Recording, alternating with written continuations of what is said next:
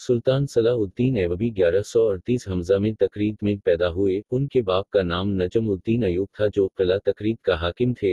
इस मौका पर जब सुल्तान की पैदाइश हुई उनके बाप को इस ओहदा से सुबकदोश कर दिया गया। इधर नूर-उद-दीन ज़नगी की वफ़ात के बाद उसका बेटा जानिशीन बना मगर कम उम्री की वजह से अमरा और वुज़रा में इक़्तिदार के हुसूल के लिए जंग छिड़ गई और इस तरह ताबकी ख़ानदान की हुक्मरानी का शराज़ा बिखर गया और आखिरकार सुल्तान सलाहुद्दीन ने इनाने हुकूमत संभाल ली।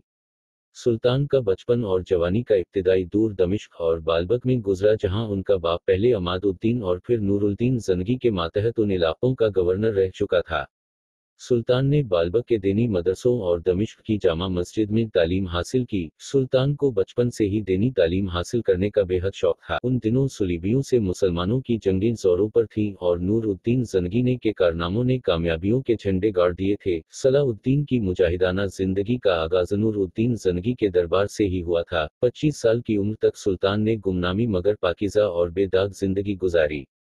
नूरुद्दीन ज़नगी के दरबार में सुल्तान सलाहुद्दीन का चचा शीर को सिपा सालार था। जब उसे मिस्र की मुहिम पर भेजा गया तो उसने अपने भतीजे का जज्बा जिहाद देखकर उसे भी मुहिम पर अपने साथ ले लिया। जब सुल्तान ने मुखालिफिन को शिकस्त देकर मिस्र पर मुकम्मल कंट्रोल हासिल कर लिया तो नूरुद्दीन ने उसे खत लिखा कि फातिमी खलीफा का खुतबा जारी किया जाए, लेकिन सुल्तान ने माजूरी जाहिर कर दी।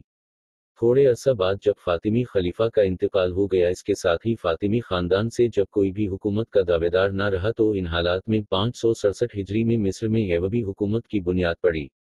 इधर नूर-उद-दीन ज़नगी की वफ़ात के बाद उसका बेटा जानिशीन बना मगर कम उम्री की वजह से अमरा और वुज़रा में इक़्तिदार के हुसूल के लिए जंग छिड़ गई और इस तरह ताबकी ख़ानदान की हुक्मरानी का शराज़ा बिखर गया और आखिरकार सुल्तान सलाहुद्दीन ने इनाने हुकूमत संभाल ली।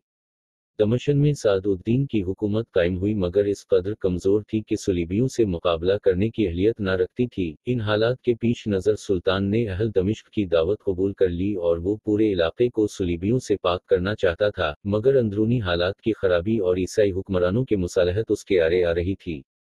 एजी नालड ने जो सुलीबियों का सरगना था बज़ाहिर इसने मुसालहत कर ली थी, लेकिन सुलह के बावजूद उसने मुसलमान काफिलों और ताजिरों को लूटना शुरू कर दिया था। एजी नालिद के कत्ल के बाद यरूशलेम की ईसाई हुकूमत की जड़ें कट गईं और सुलीबियों ने फैसला किन जंग का ऐलान कर दिया। तमाम हुक्मरानों ने अपनी फौजें इकट्ठी कर लीं।